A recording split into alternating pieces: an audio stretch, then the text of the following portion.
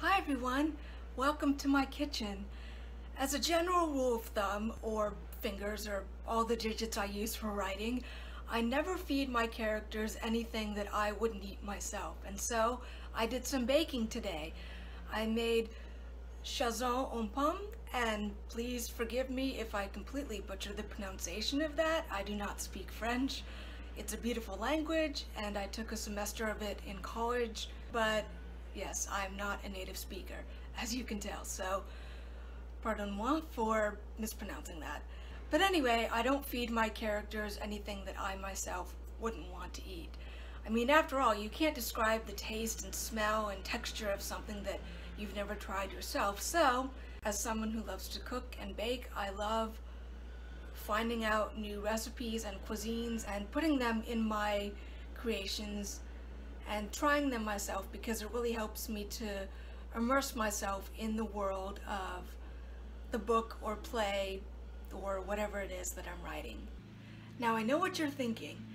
I made a French dish, and that must mean whatever I'm working on is set in France, and you would be correct. The novel series I'm writing right now is called Splintered Spirits, and it's set in France in the 1920s. And also, I can't continue on talking about the series without giving credit where credit's due. The idea for Splintered Spirits was that of my very, very dear friend, Anton Salvin.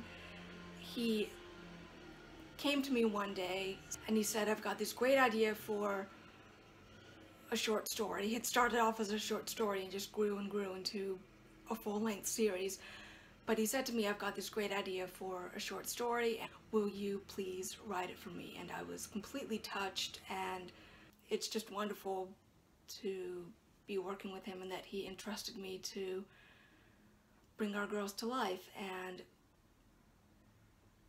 I wouldn't be where I am now without him, my muse. It follows four sisters, Rubis, Emerald, Sapphire, and Opal. It follows those four sisters who were created and raised on an airship by their alchemist father. And when they turn 17, he sends them out into the world to help humans. You know, like a bunch of badass sci-fi Jane Goodalls. And once they arrive on Earth, not only do they have to blend in with humans and figure out how things work in our world, but they're tasked with helping lost souls who need it, or splintered spirits, if you will. And on top of all those things, they have to face their own battles, not the least of which is dealing with the extraordinary elemental powers that they manifested into existence with thanks to their dad's alchemy.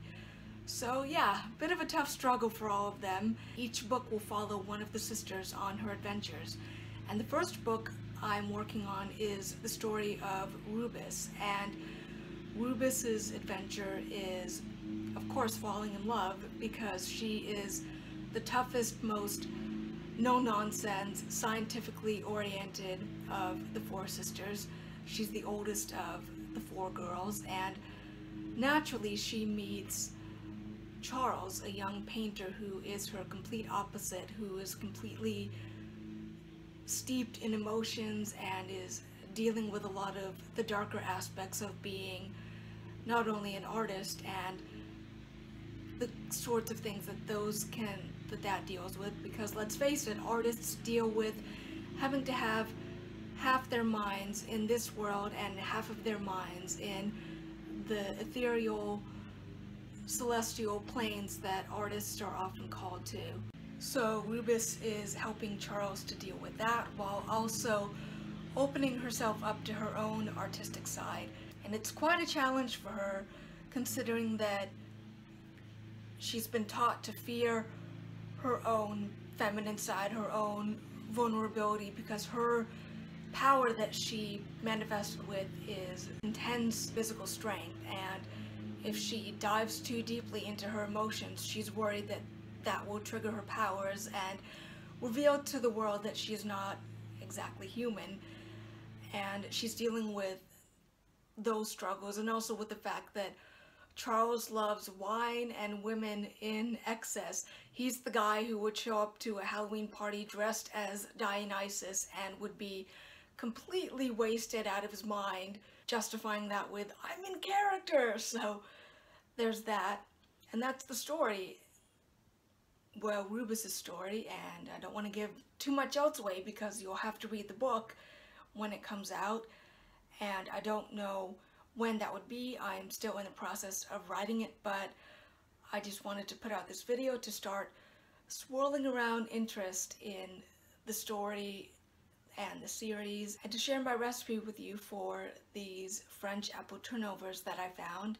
I will include the recipe also in the description, and thank you for watching, and blessed be.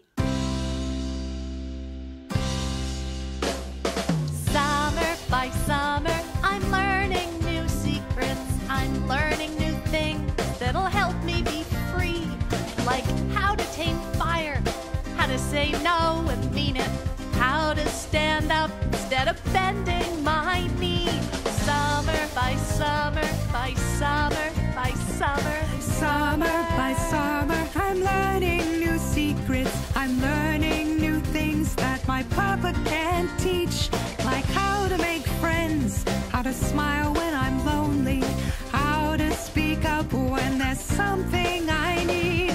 Winter is hard, but I have to endure it. I practice and dream when I'm cold and alone. It helps to remember it won't last forever. In summer we're free, in a world of our own. Summer by summer, by summer, by summer, by summer. Summer by summer, by Summer by summer, we're learning new secrets. how the future is told in a butterfly's flight. How the moon moves the tide. How the rain can move mountains. How a heart can grow strong if you give it some light.